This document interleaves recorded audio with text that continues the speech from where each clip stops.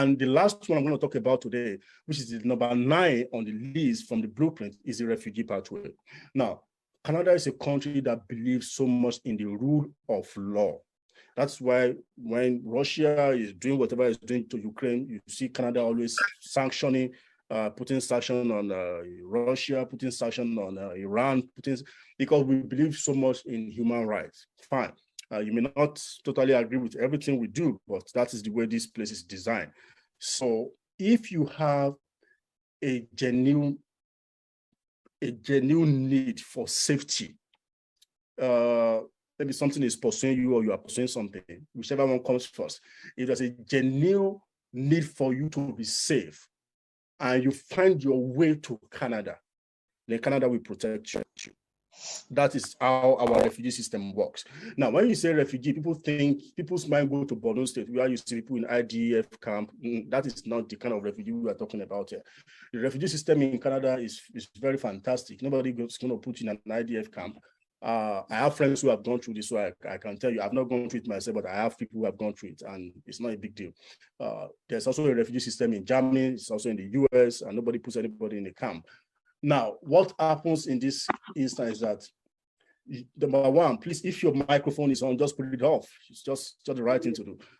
Just put your microphone off, please. So when you find your way to any Canadian border, so when the first thing that there are 2 ways to this refugee system. There are some refugees that Canada will go there to get people out of those countries, like you saw in Ukraine, like you saw in Afghanistan. America went to Afghanistan. Everybody went to pull what they can pull out, they pull them out. Canada has done it too in Somalia. Canada has done it too in Rwanda during the genocide. So don't let me go into some politics here.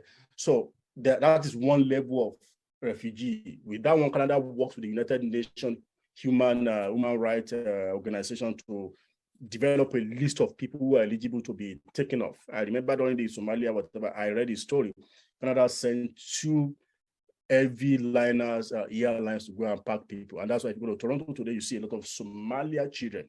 The last, one of the former immigration minister in Canada, Ahmed Hussein, who is currently the minister for housing and I think housing and families, he came to Canada through that. He came as a Somali refugee. Today, he's in cabinet. He has been minister 3 times, and he's still a minister today. So that's one of the things that Canada believes in.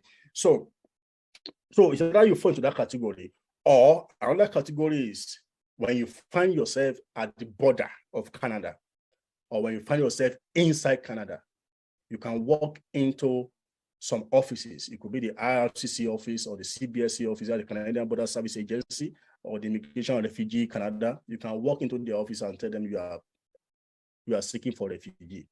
People cross from the US. When President Trump became president and people were so scared of, especially for those illegal immigrants in the US, a lot of Nigerians that I know cross from the US into Canada around the time. There are a lot of, there is the US and the roads that links the US to Canada.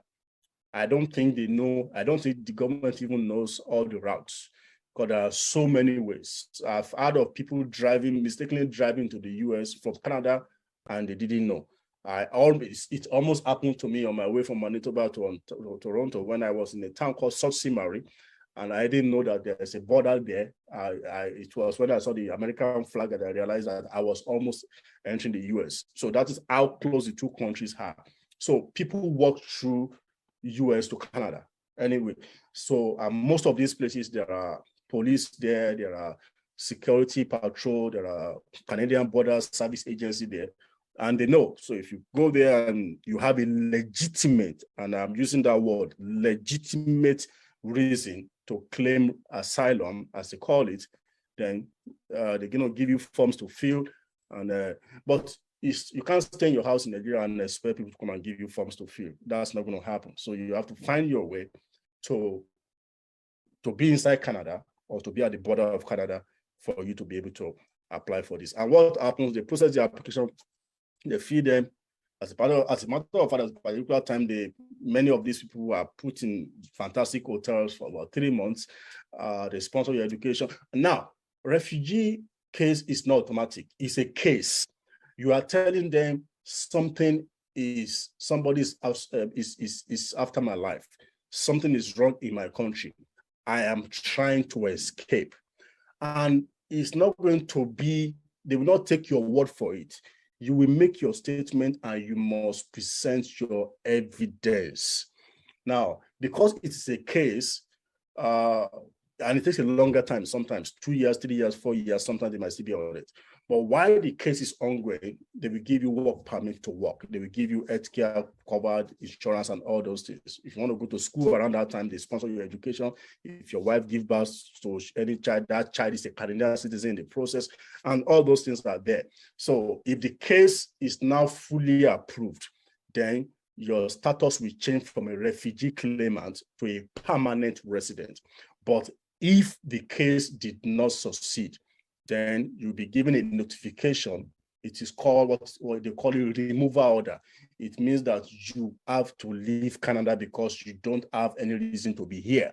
So then if you feel you have achieved whatever you want to achieve, then you go back to where you come from. Then if you feel you still want to press further, then you now get a lawyer. The lawyers know all the loopholes in the system. They can fight your case for you or buy you more time to stay around until either your money runs out or you succeed in the process. And that is how. And honestly speaking, Canada has been so magnanimous. During COVID time, every healthcare worker who are refugee claimants were given automatic permanent residence. Every refugee claimant in Canada during the COVID time, especially in 2020, 2021, even 2019, towards the end of 2019, many refugee claimants who are in the health sector, even if you're a cleaner or some of those, the essential workers, whatever, many of them got automatic permanent residency during that period. So such things happen, especially if you have, but the only thing I tell you is that don't seek asylum alone, especially if you have family and children. And the reason why I said that is because while the case is being processed, you will not be allowed to go back to that country where you say you are running away from.